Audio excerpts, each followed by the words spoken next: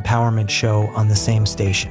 As a college student majoring in communications, Alicia Reece covered the presidential inauguration of President Bill Clinton for the college radio station. KGRM Radio went on to win Black College Radio Station of the Year. After graduating with her degree in communications, Alicia Reece produced her father's independent weekly show on which aired on Cincinnati's first black radio station, WCIN. Alicia was later hired by WCIN Radio to promote radio syndication. She was later recruited to assist in creating and being the producer of Cincinnati's first black daily radio talk show called The Lincoln Ware Show.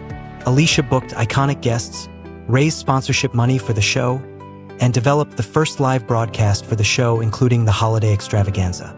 Alicia created and produced the first father-daughter weekly show on black radio called On the Real Side, 2 Point Guards.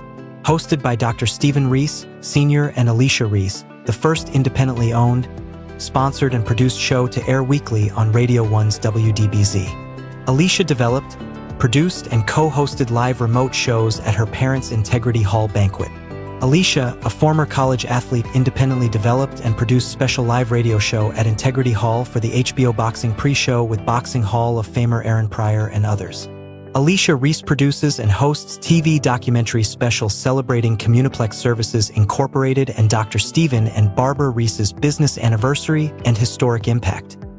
Alicia Reece created and hosts a fun social media show called Looking for the Soul, documenting her visits to soul food restaurants across the country. As part of the show, a decade later, Alicia Reece would develop and produce her second independent documentary film, From the Bottom Up, the Dr. Stephen Reece Sr. story, that premiered at a special Communiplex premiere of the Black Panther movie. Alicia Reece not only oversaw the TV, radio media, and marketing campaigns as the Deputy Director of Tourism for the state of Ohio, but she also served as the interim director of the state of Ohio's first film office. Alicia Reece created, produced, and hosts Alicia Reece Soul Food Radio Show and Podcast, a weekly radio show on the Gospel Inspiration 103.1 FM with simulcast 10:50 a.m. that airs live on Fridays at 12 noon and replays Saturdays at 7 p.m. The popular show focuses on inspiration, information, and resources with national guests, health experts, and information that inspires. Alicia Reece Soul Food has done live remote shows from the NBA Draft, the NFL Hall of Fame, the National Urban League Convention, the Breast Cancer Awareness Basketball Classic in Florida, the Cincinnati Black Music Walk of Fame, Kroger Health and Wellness Fair, and more. Alicia even produced a special show from Ground Zero in Dayton and Trotwood, Ohio after the devastating tornado.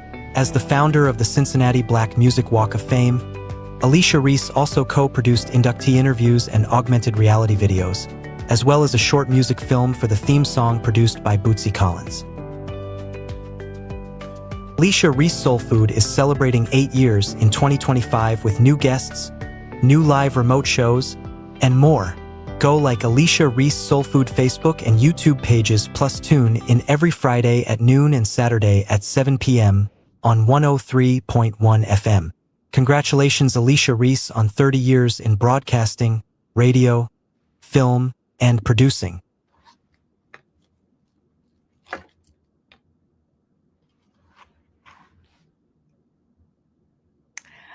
All right, everybody. Happy Friday for those who are tuning in to us live, and those for the replay, happy Saturday. So we'll just say happy weekend, right? Happy weekend. I used to have a show down in my first radio show was at Grambling. It was called It's the Weekend, Baby. And we would come with all the hype happenings on the weekends. And it was such fun. And I was so excited to do that show. And it had so many different things. Number one, we had a radio station that was 50,000 watts. I mean, we were in 3 states, Louisiana, Arkansas, and Mississippi. And we were college students. We were taking on the commercial stations. And I needed to get my class credit, but I was playing basketball. So you had to do a shift at the radio. And so back then they didn't have pre-recorded shows like they could do now. They didn't have all that new technology. And so I came up with a way to do a recorded segment, and it was the first of its kind in the South. And so it was called The Weekend, Baby. I came up with all the hype happenings on the weekend. I didn't know it was going to be as popular as it was, but it became so popular. Louisiana, Mississippi and Arkansas. And yeah, people.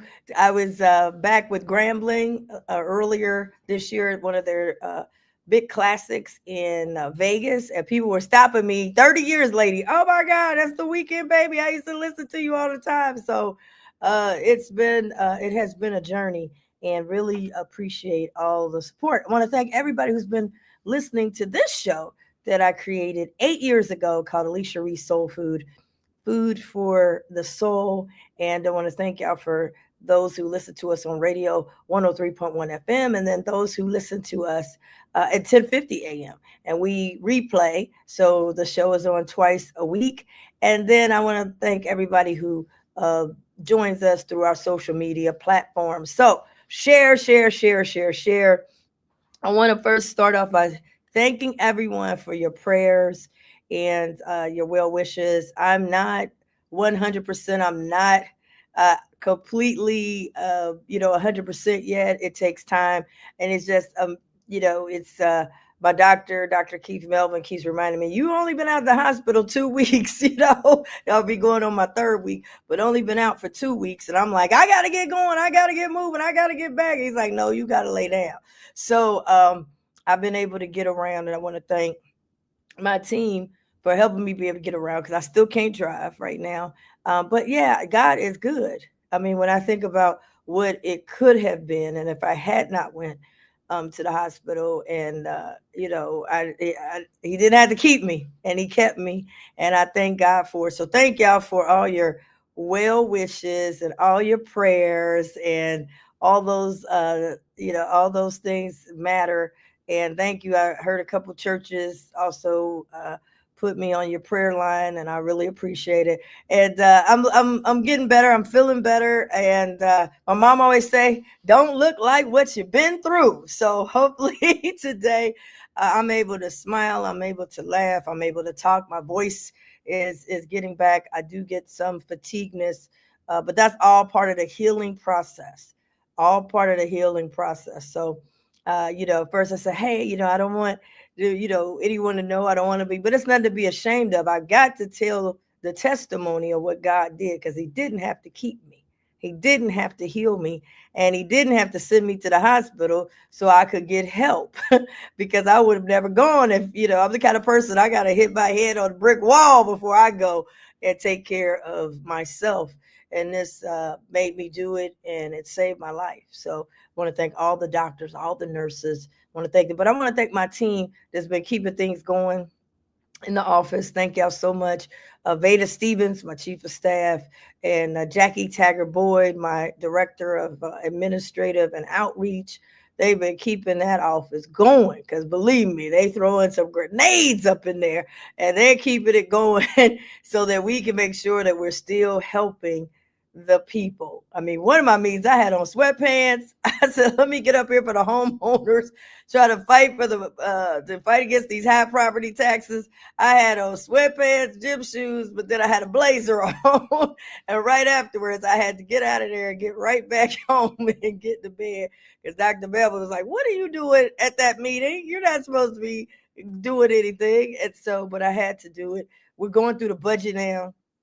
We're going to vote on the budget this upcoming week. So y'all pray for me to have energy.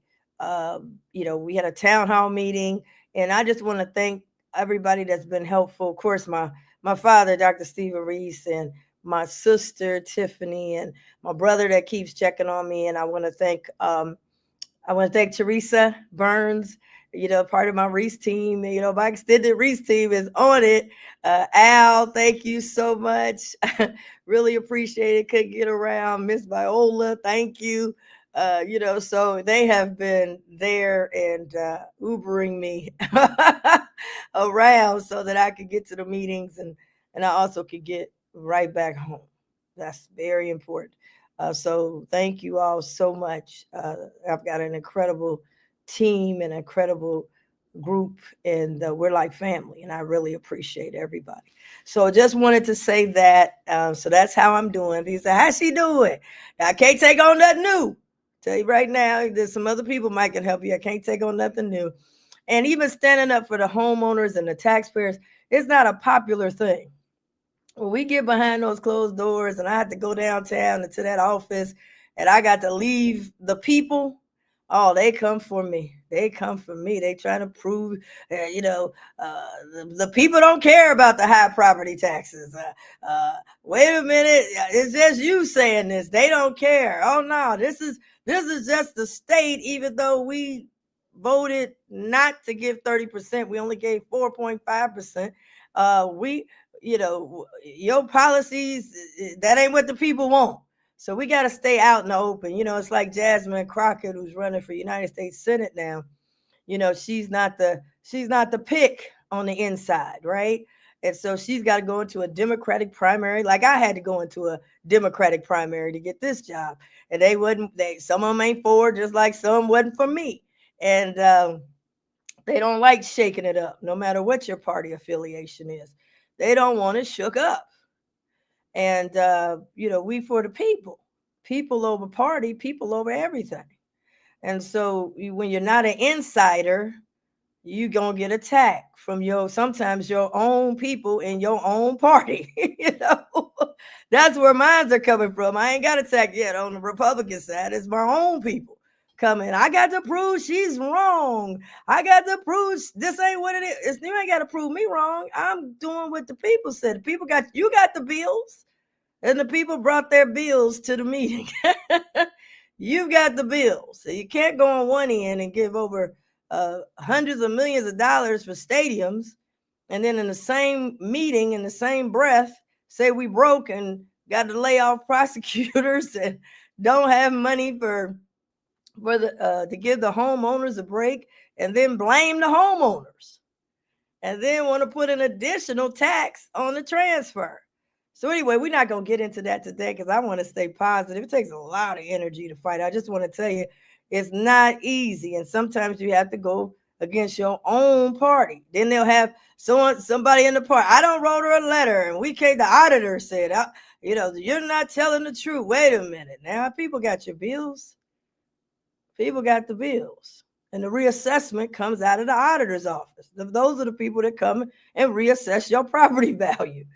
So my point is, we're not debating on the inside. We're debating on the outside. So I just want to tell you that. Don't send me no email. Don't come and try to get me something behind the curtain. We're keeping it in the open.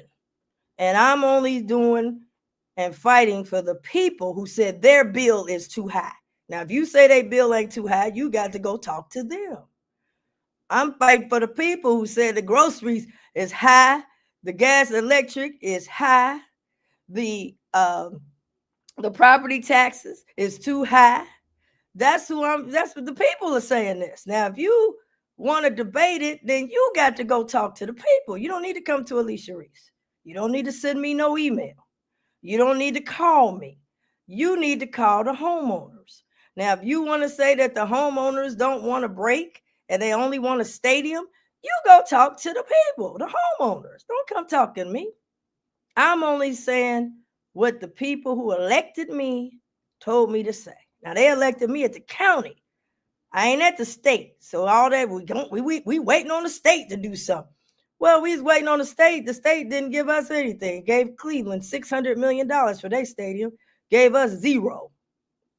And we supposedly, our folks was running up and down the highway, burning up gas, and came back with absolutely nothing. Nothing at all. So these are the facts. A $350 million deal, but they want the $200 million up front. But it's an 11-year deal. Don't make sense. Does not make sense. So you ain't got to argue with me. Argue with the people. And if you have a problem with it, put it on the ballot and see what the people say. Put the 30% on the ballot and see what the people want. So that's what we're working on. So we got a budget. Y'all pray for me because I'm not physically 100%, but I'm going to go down there and stand up as much as I can for the people.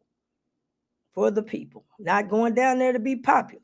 Not going down there to have a BFF, best friends. I'm coming down there for the people. So I wanted to send that out. Want to send it out to everybody out there. elected officials, don't send me nothing. If you got an issue and you say that the homeowners don't know what they're talking about, you need to send it to the homeowners and let them tell you what they've been telling me. The property taxes are just too high. And there are things that we at the county that's in our hands, we can do our fair share. And we're not doing it. So with that being said, let me get down to the holiday season. It's almost that time, y'all. I'm super excited. I want to give a big shout out to my sister. I mentioned her earlier, and I just really, what would I do without my sister and, my brother-in-law? They take care of me when I come out the hospital, and my nieces, and wanted to say she got an award. She's getting an award today, and she's a behind the scenes person, but she's one of the top women in sports and recreation.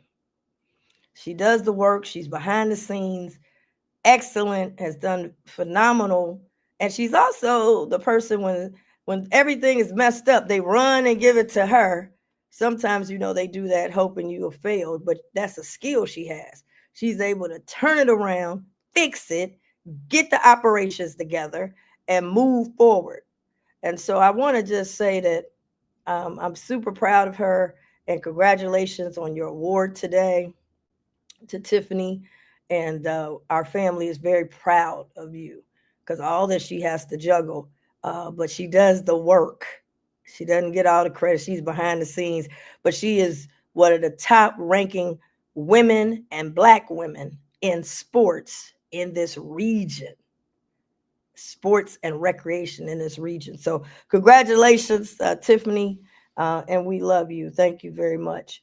Also, Who's Who, they had it again, I think 2 years ago. I had a chance, and Tiffany was in Who's Who for sports, and I was in Who's Who, but this time they gave me the Vibe Award, and I wrote the forward of the book, of the magazine. Congratulations to everyone who was in the Who's Who. And I got a chance to go down there for a few minutes. I walked right in, and I didn't know I was going to be speaking. They said they're going to give me this Vibe Award. I appreciate it. But then they said, oh, you're supposed to give a speech. I'm like, what? For a few minutes. So I said what was on my heart, what God put on my heart. And then I had to leave out. So I apologize, everybody. I didn't get the hugs and the pictures and everything because I wasn't 100% and had to get moving, but I wanted to show up and be supportive and thank everybody for Who's Who. So we got a quick video of my comments, my remarks.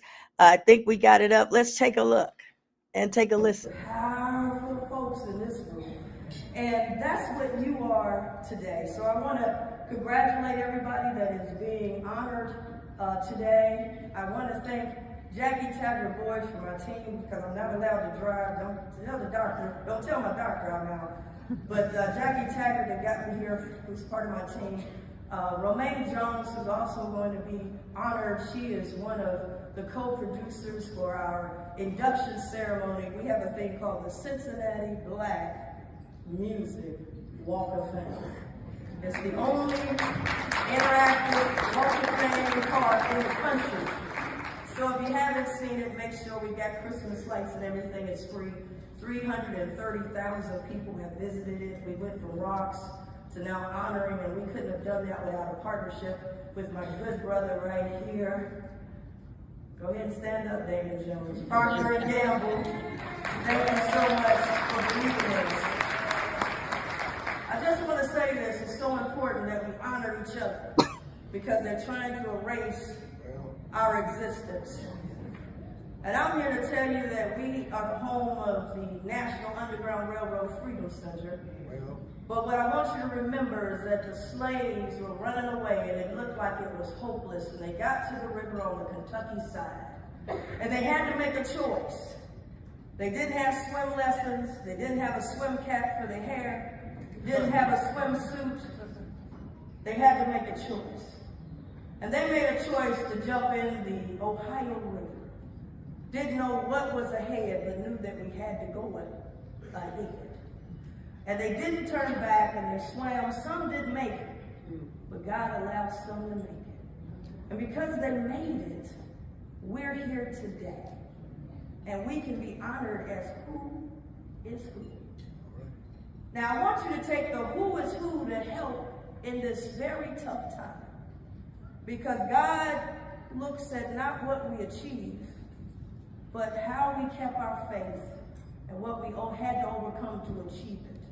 So now we're dressed up, we're getting awards, we're getting recognized. I need you to take that power you have, the rooms that you're in, the small businesses that you have, and it's time for us to jump in that Ohio River and make sure that the next generation exists. So we're not waiting for them to acknowledge us. We're not waiting for them to say, can we exist? We're not asking for permission on Black History Month. We're not asking for permission on Juneteenth. We're here to stay because God created us who we are. So please take your power, take your title, take your business card, take your bank account, but most importantly, take God's gift. And I'm telling you, I learned, I wouldn't be standing here. They said I was over with a couple weeks ago. My body had all kind of gangrene in me, and I was giving out food. And the reason I'm giving this testimony is because God wants us to give our testimony on how good He is to us. So with every breath you have, please stand up for your brothers and sisters. If you're in a position in a corporation, stand up. If you're in a position in a bank, stand up. If you're in a position of an entrepreneur and can help a brother or sister, stand up. I'm a politician. I'm telling them to stand up. Because God is watching. God is watching. So thank you. That's what I wanted to give y'all. I didn't want to give it to you. God gave it to me to give to y'all today. Congratulations on what you're doing. Know that everybody right now is going through it. I don't care who you are, how big you are, how much you are. You one patient trip away from losing it all. You got a family member that's going through it.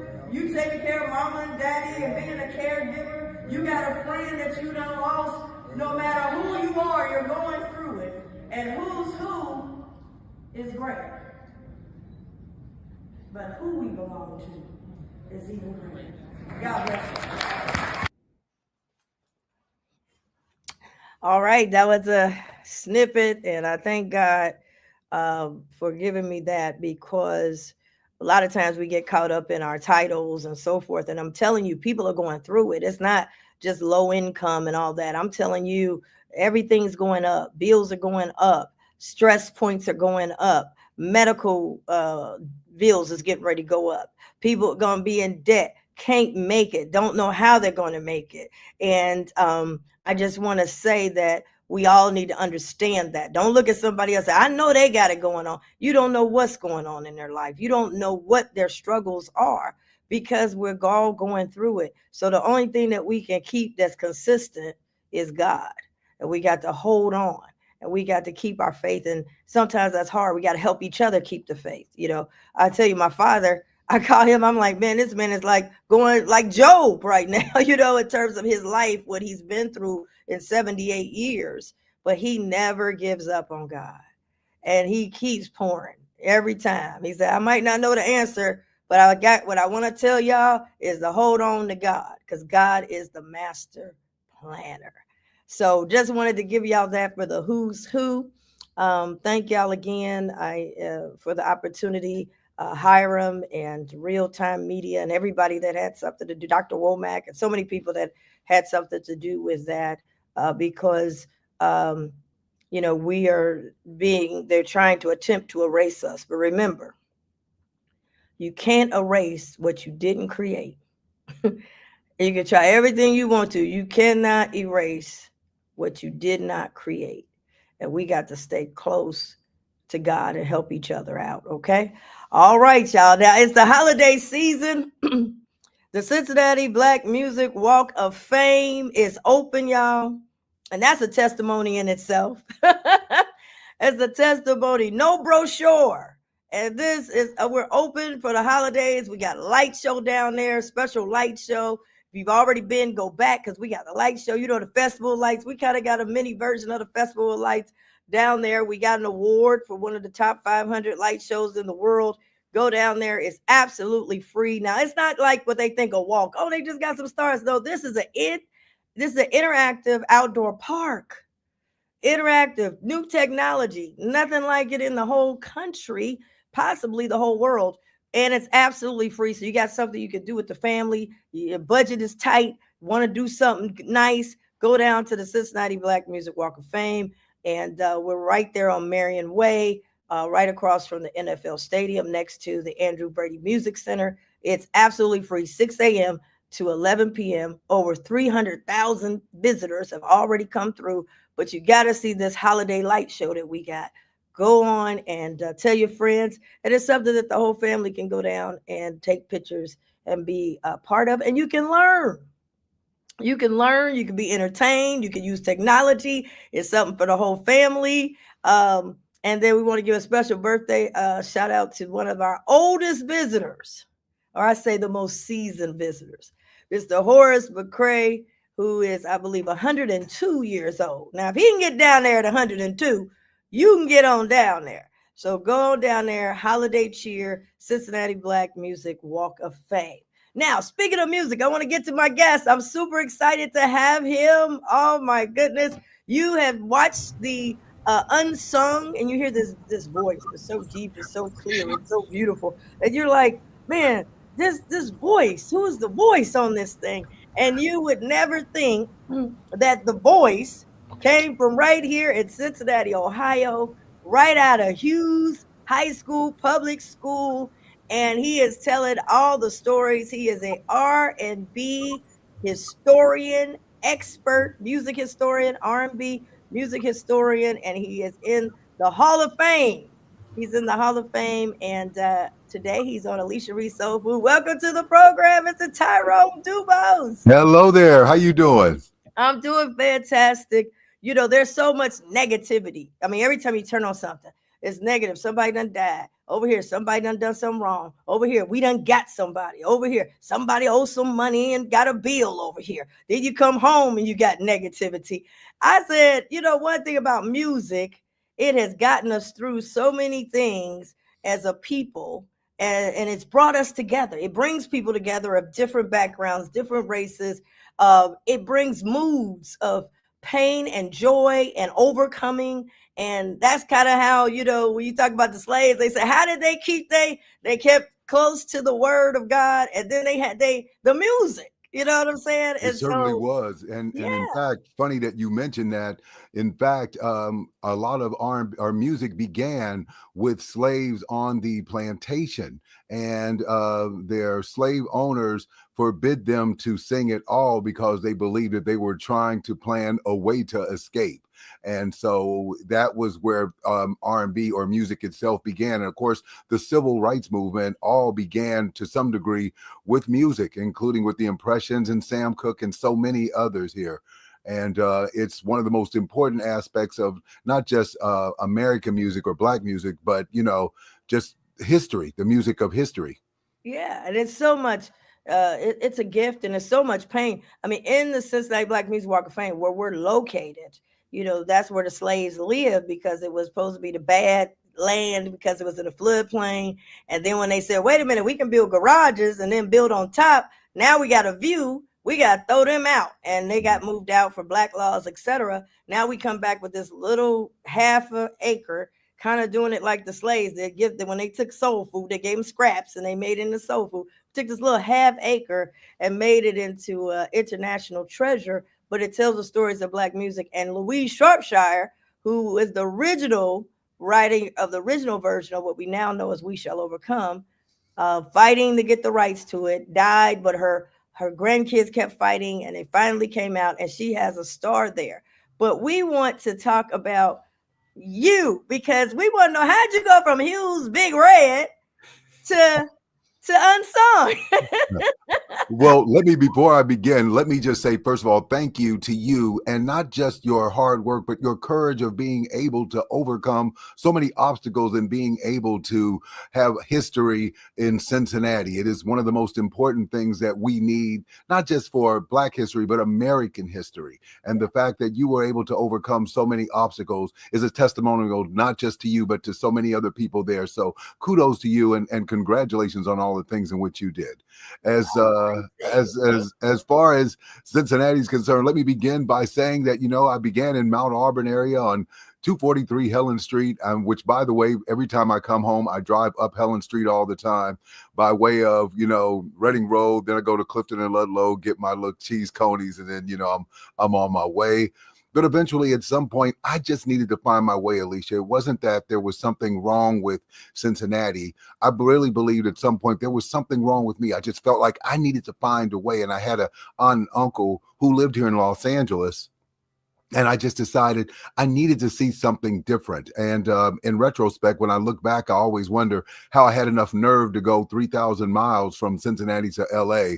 And you and I have a private joke about that, but we'll just keep it. And made it. That's everybody that go don't make it, right? Yeah. You made it, and you went right out of high school. Now, I asked you the question, had you ever been in radio? But you said you had not been in radio, but you had been impacted by someone who was really big in radio. Yeah, in fact, it's funny you mentioned that. In the beginning with me, when I first started, my love of radio actually began with two stations. Of course, WCIN, there was Bob Long, there's Bill Meredith, Sweet Jelly Roll, and of course the legend Lincoln Ware. But for me, the other aspect of that was WSAI 1360 in Cincinnati with Jim Scott, and which, by the way, began the American Top 40 with Casey Kasem. And that's what I, at some point, longed to be. I wanted to be that man. I wanted to be Casey Kasem. And ironically, moving here to Los Angeles, I had a chance to be mentored by him.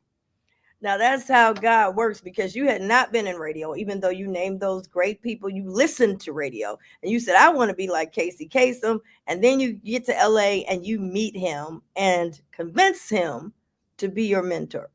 I did, Alicia. And one of the ways I did that was I asked him briefly. I just said, Mr. Kasem, and I was telling him I wanted to do this radio show based on the top R&B songs and everything. And when I said Mr. Kasem, he said, call me Casey. And I went, I'm not calling this man Casey. I'm not doing that. But nonetheless, he was one of the kindest people in which I met. And he told me that I needed to learn the R&B charts more than I did the pop charts, because he believed that R&B music was fading. And amazingly, this man knew the R&B charts really, really well, and is instrumental in me making the pivot from knowing the pop charts to the R&B charts and learning its history. Now, with that advice, for people who don't know, Casey Kasem was huge. He was the first one to do the countdown. It was a syndicated show, and it was, kind of like Dick Clark days too. And he had the voice, and you always would hear everybody. If you were an artist, you were trying to get on his top, 40 American countdown. Top 40, yeah. And he kind of started the countdown. And so yes, now he you did. meet him, you come out of Hughes Big Red, you go to California. You've never been in radio. You have a voice, but don't know you have a voice, but you have a voice, but you think it's just, it's just your voice. And you meet him and say, I want to be you. And then he tells you, hey, I'm doing the top, you need to focus on R&B and be not just a voice, but a historian. Yeah, what he did was, actually, I told him that I was starting a radio show based on a countdown of the top R&B songs over the last 6 decades. And he gave me some advice of some sort. And I said, that's okay, Mr. Kasem. One day I'm going to be like you. I said, you're the reason I want to be in radio. And he said, I'll see you at the top. And he walked away. And somebody gave me his card and said, send it to him. He'll listen. And I sent it to him.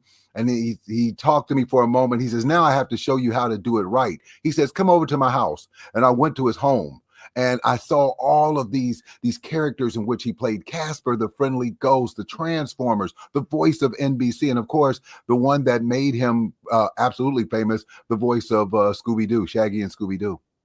Wow. And see, I didn't know he was the voice of Shaggy and Scooby Doo till the historian, the Tyrone DuBose.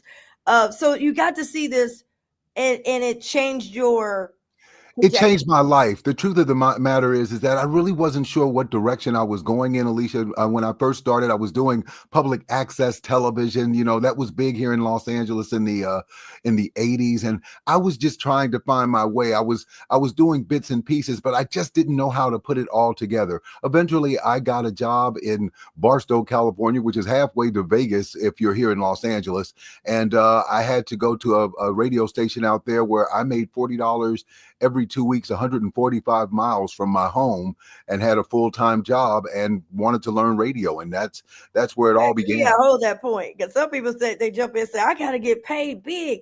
You said $40, but you were determined with your dream. Yes, and I think that's part of the problem. A lot of people want the glory, but they won't put in the story, if that makes sense. I knew that I had to sacrifice something at some point of being able to prove my worth. A lot of times we think we're supposed to start at the top, and I realized that there was no way in the world I was going to be able to start anywhere unless I just started to do it in the first place. Wow. So from the bottom up, Tyrone DuBose, he is the R&B historian, a national R&B historian. He's in the Hall of Fame. Now tell us about, even with that, there's things that you have to overcome in your own life. And I think that's so important because this show is about, like you said, the story before the glory.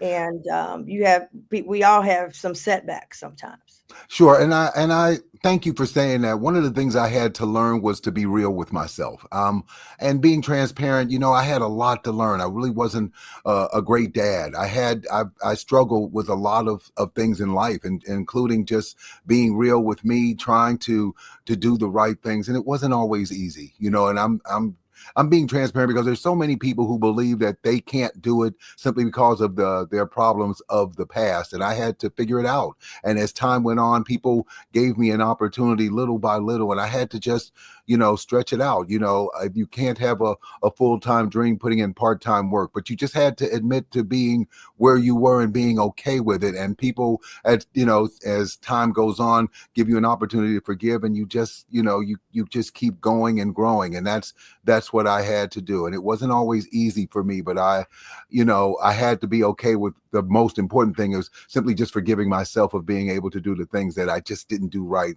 in the past. And I think that's one of the things in which I've learned, particularly this year, since I had cancer again for the second time. And it was a big eye opener, not just being able to get over cancer, but recognizing that life is so short and I need to be able to, move on and move forward with my life.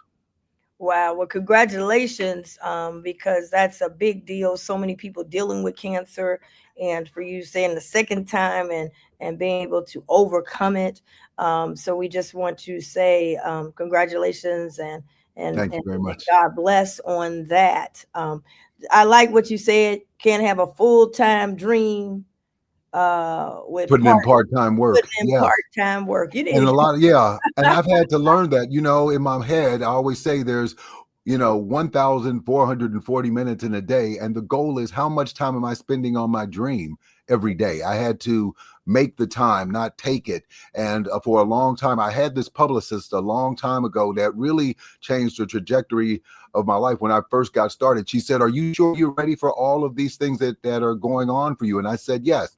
And so I started going on the red carpet, going into Hollywood, doing all of these things. And one day, a lady said, "Tyrone, how are you doing?" and all of this. And then she had a microphone and she said, "Tell me what it's like not being a great father." And she stuck the microphone in my face. And I had to stammer to say something. And I guess I managed to get through it. And then she said, "Okay, thanks." And I remember going to the publicist saying, "Hey," she asked me about my personal life. And she said, "I know she did because I told her to ask you and you're fired." And she said, "Not because you had problems, we all do, but because you told me you were ready for this." And something that she said that I stuck to, and I remember saying it in my induction in the Hall of Fame ceremony. She said, "If you're not ready for people to talk about you, you're not ready for success. Goodbye." And she walked off. And Wow. it was an eye-opening experience for me because I recognized then that I had to be true to myself and be okay with it. And once I was okay with it, then everyone else would be okay. And that was a tough lesson for me to learn. Wow. Now, how did you get to Unsung? Let's Well, talk about that. after my first cancer surgery, I remember I was sitting next to this gentleman who was asking questions. I was at Sly and the Family Stone debut of Unsung, and this gentleman was next to me, and he said, "I wonder if Sly had any platinum singles." I said, "No, but he had the 24th and 25th biggest songs of the 1970s." And I was talking to him, and then he said, "Well, what about Diana Ross, or what about Supremes, and so what about Temptations?" And then I said, "Look, sir," I said, "the first platinum single in history, according to the Record Industry Association, was Johnny Taylor, Disco Lady, 1975. And he said, "Well, who was number?" I went, "Kiss and Say Goodbye, the Manhattans." And he said, "How do you know all this?" And then I was just talking to him. I told him about this little radio show that I was doing. He asked me for a card. I gave it to him. And then he says, "Come over to my office." And then I went to his office, and he was the executive producer. I was sitting next to the executive producer of Unsung, and that's how I got on. And ironically, the first Unsung episode I did was none other than Midnight Star. And Wow. that's the first one with Reggie and Vincent, who I see all the time out here in LA. And they always remind me of the black beer lot that, Yeah. Yeah, Midnight Star, they're in the Cincinnati Black Music Walk of Fame. Let's get into some of these artists that people may not know about. I'm going to start with, and we'll come back to Midnight Star, but I want to start with Please Come Home for Christmas, and the song that we hear because we're in the holiday season, and The Connection to Cincinnati. Charles Brown, Please Come Home for Christmas. Amazingly, that song came out in 1947, and it was a top 10 song for him out there. And so ironic. Of course, I was like 20 years old when I first moved out here. I get a phone call here in Los Angeles from somebody who says, "Do you have my phone number?" And I said, "Excuse me?" He says, "I'm Charles Brown. Merry Christmas, baby." And he said, "If anybody calls you at your number," I remember it was 752-0591, "tell them to call me at this number." And I said, "Okay." Right. Charles Brown, though, is an institution with the fact that he did Christmas music. It was one of the staples of many of R&B Christmas and soul music that was in our, in a big part of Black history. Wow. And we're going to hear a lot of it. I mean, and it's played on every station. And people can go down to the Cincinnati Black Music Walk of Fame. We play that. He has a kiosk, but we also play it for the holiday season. Now, holiday music, people go get the Motown. And the Motown is celebrating, what is it? Their past 50 years. The whole story, the Barry Gordy, he just turned 96. Yeah. Tell us about that, in terms of when we talk about Christmas R&B classics. Motown is major in that regard. Of course, Someday at Christmas with Stevie Wonder in 1967. And of course, the Christmas song Silent Night from the Temptations as well. And of course, Santa Claus Goes Straight to the Ghetto by James Brown. There's so many different variables that are intricately entwined in Cincinnati's music, of course. But more importantly, it's a very important part of not just Black history, but American history. It's the one thing that uplifts us even at a time when we feel like we're dragging or that we don't feel well about ourselves. It's one of the most important things that we do. Yeah. And I love that when Temptations, Rudolph, hey Rudolph. I mean, only we can make this thing be where we ready to dance on it. And but I was going to say, it's so important, too, because what we look for in Cincinnati or just all over with Black music is something that cheers us up. And somehow the holidays do that for us. It's a very important part of our history, not just, like, as I mentioned, not just Black history, American history. All these songs. And of course, the standard of This Christmas by Donny Hathaway that started in 1970. I mean, that was a big song for him. And it was one of the most important aspects of our lives. I mean, when we're going to people's houses, these are the songs that are played in their houses when you get there. Absolutely. Talking to Tyrone DuBose, and he's from Hughes Big Red. I know y'all out there shouting. Hughes, but let me ask you now. Let's talk about James Brown.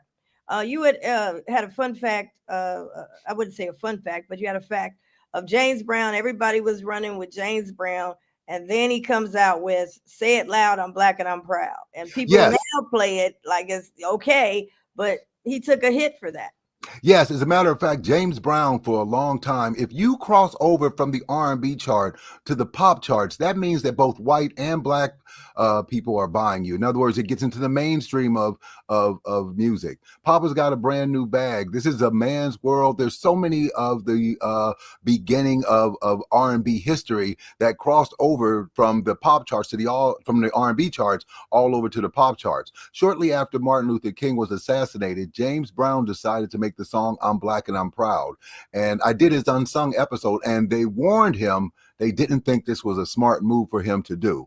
But James Brown, being the courageous person in which he was, did the song anyway. The song did cross over to reach the top 10 of the pop charts. However, James Brown never reached the top 10 again until Sylvester Stallone asked him to please do the song "Living in America," where not only did he reach the top 10 for the first time in almost over 15 years, he received a Grammy Award for it. Wow. I remember he came here, the music festival, and he came out. That song had just come out, and he came out there, "Living in America." Yeah, I truly remember that. A lot of people don't know the backstory on some of these things. Now, tell me about the Isley Brothers. And a lot of people don't know some, fun facts about them. Well, two things. One, right, of course, they were from Lincoln Heights, and before they moved to Teaneck, New Jersey, believe it or not, Jimi Hendrix at one time was a part of the group for a little while, and a lot of people didn't know that part. But in the middle of the Isley Brothers run, they had, in 1975, there were 43 number one singles on the R&B charts in 1975. Only one group. And we became Song of the Year on the R&B charts, and it was the Isley Brothers. And, and that's the part that was amazing with them. And what's more amazing is that the Isley Brothers only had 2 gold singles in their run. Only 2. Wow. Yeah. "Fight the Power" was their biggest song in history. Wow. And you go down to the Cincinnati Black Music Walk of Fame, they play that "Fight the Power," and I'm dancing. I mean, it just makes you want to dance. And a lot of people don't know that Chuck D and Flavor Flav, they took that from the originals were the Isley Brothers. Many songs that were used, believe it or not, particularly in the 80s, were copyrighted or stolen. I would say stolen. James Brown believed that most of them were stolen. Yeah, they were sampled. I'll say it that way. Sampled by, and most of them were James Brown, as well as some of the Isley Brothers songs as well. Wow. Including "Let Me Know" by Aaliyah.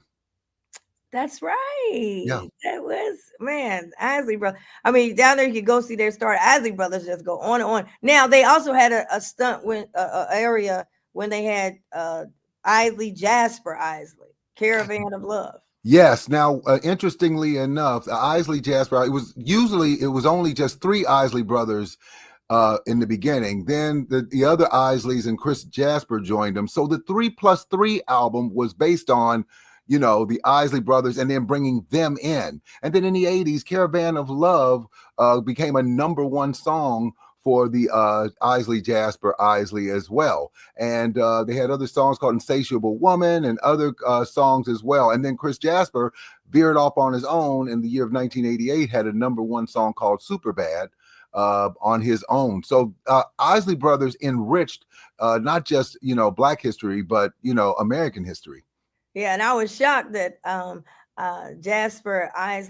Christopher Jasper Isley wrote "Between the Sheets." Yes, they did. Yes, indeed.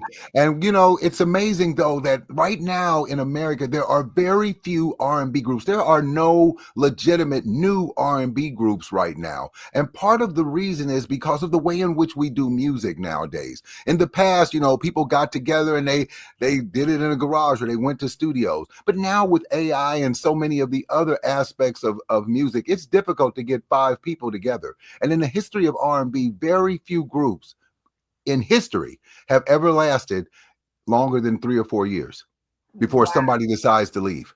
Yeah, somebody said, "I'm going on my own." Now, you mentioned Midnight Star. You did the unsung on Midnight Star, and you got a fun fact. I love Midnight Star. They're in the Cincinnati Black Music Walk of Fame. And in fact, Belinda had just texted me the other day, had heard about me and said, hey, I want to make sure you're okay. And so tell us about that. Anything?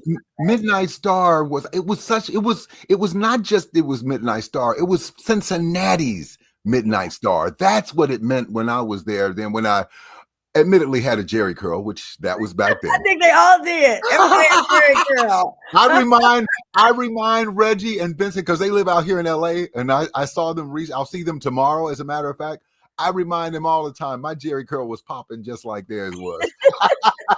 But they were really important and a part of Solar Records, and just like The Deal, as a matter of fact. They were very important, and we took pride in not just them being a great musicians and doing well on the charts, but the fact that they were Cincinnati's own. That was a big deal. Yeah, I love it when we are Midnight Star. I love that part. And people can go down and see their story and hear from them. But one of the few groups, by the way, that's still together, with the exception of Reggie and Vincent. They one of the few. Without Reggie and Vincent. And I think the Walk of Fame was the first time they all worked together. Yes. They came together to get the award and walk the red carpet together. Yes. And, it was just a phenomenal piece. Tell us about Heat Wave is coming. They're also mentioned in our Cincinnati Black Music Walk of Fame. They're coming, the group that is known as Heat Wave right now. They're coming to the Cincinnati Music Festival next year. Tell us about the Heat Wave story and that Dayton connection. I know you did an unsung on them. Yeah, interestingly enough, I was just with the group on tour on the Soul Train, on the Soul Train cruise, and they are dynamic in itself. Of course, a lot of this group came from 4 or 5 different countries, Switzerland, Brazil, all of them managed to mesh together. What's interesting, the song Boogie Nights almost would have reached #1. The problem became they were caught up in the midst of one of the biggest battles in the history of pop music between Andy Gibbs' I Just Want to Be Your Everything and the Emotions with Best of My Love. Together, they denied so many artists the opportunity to reach #1 on the pop charts. Both spent a total of 10 weeks at #1 on the pop charts, denying so many other groups, including the Floaters and Heat Wave. Wow. And then the lead singer was Dayton, Ohio. So it had Dayton, Ohio all over it. And yes. And although Mr. Wilder did, have, injuries themselves, what was interesting is that they continued to try to move on with it. I mean, their album Hot Property became a gold-selling single as well. And so the fact that they were willing to continue to persevere just only shows the strength of not just the group, but the strength of Ohio, which, by the way, had so many different major artists. Ohio was really popping. People were coming here. They certainly were. Record in some of our different studios. Of course, you got King Records, but Fifth Floor Studio and a number of places. They said Prince had to come. They want to get a piece of that. What we had going on, and with Bootsy Collins and different people. It was just unbelievable. People wanted a piece of us. Now, tell us about in addition, I wanted you to talk about Zapp and Roger Troutman. Of course, the story in itself is tragic. The fact that they, the difficulties and the issues in which they had went through, particularly with the passing of Roger and his brother. But here's an interesting fact. The song, I Heard It Through the Grapevine, was the first song in history to reach #1 3 times by 3 different artists, starting with Gladys Knight and the Pips. And then at one time, Marvin Gaye held the title on the pop charts at #1 for 7 consecutive weeks, denying many Motown artists, including Diana Ross and the Supremes and Stevie Wonder, a chance to reach #1. But then I Heard It Through the Grapevine by Roger also reached #1 as well, becoming the first in history to have 3 #1 songs by 3 #1s with the same group. Same artist, the same song, I should say. Wow. And then to know that Charlie Wilson was on Computer Love and, of course, the voice, Shirley Murdoch. Yes. In the Walk of Fame. Yes. When you talk about R&B and the powerful voice that she has. The voices of Ohio ring very true, not just in Ohio and in Cincinnati, but all over the world. There are so many people who have laid down enough tracks and enough history to give them the opportunity to be, in something as prestigious as the Walk of Fame. Now, Solar Records, a lot of people left. They did a lot of our groups from here. And you talked about the deal, and you were saying they could have maybe gotten even further, but the Whispers was on the same label. Yeah, part of the problem wasn't, in the 80s, the truth of the matter is any groups in the 80s that broke through the top 10 would have been major. And I say that because I can think of 4 people immediately. In the 80s, it was all about the R&B single men. Michael Jackson, Prince, Luther Vandross, Freddie Jackson. The 80s were all about men, about the R&B men. So if you broke through in any way, shape, or form on the R&B chart, you were lucky. And ironically, the Whispers were consistently breaking through with their songs. Just Gets Better with Time, In the Mood, and so many other classic hits that they had. Wow.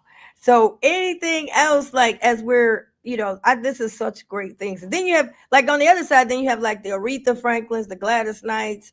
You have, and then you brought in like Penny Ford with Snap in the pop era. Love Penny. Penny is an icon in herself. But here's an interesting fact that I got a phone call from this person. So what many people didn't know is that Aretha Franklin was the #1 female artist in the 1960s, #1 in the 1970s, and Aretha Franklin was the #1 female artist in the 1980s, ahead of Anita Baker, ahead of Whitney Houston, ahead of Janet Jackson, but not by much. By 32 points, the second biggest artist on the R&B charts was none other than Stephanie Mills. Stephanie Mills was the second biggest artist then, and she didn't know it. And she said, I didn't know that. That's what you got. That's what they got me for. I told her.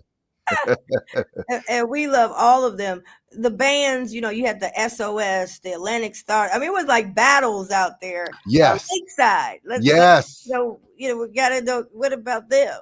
Yes, Lakeside was very, very, very important, and they're very unique in itself because funk music was something that at one time became just like a bit of a niche. But as time went on, people started recognizing these groups, the Bar-Kays and Lakeside, and even the Ohio Players to some degree. There's so many groups of that nature that were a major part of R&B music and part of the music in Cincinnati.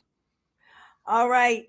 Tyrone DuBose, I have to have you back on. I mean, all this history dropping from Unsung to Alicia Reece Soul Food. Thank you for being on here. We got to get you back on. Hey, everybody, have a great weekend. And don't forget, you got to have a hot sauce. Until next time, peace.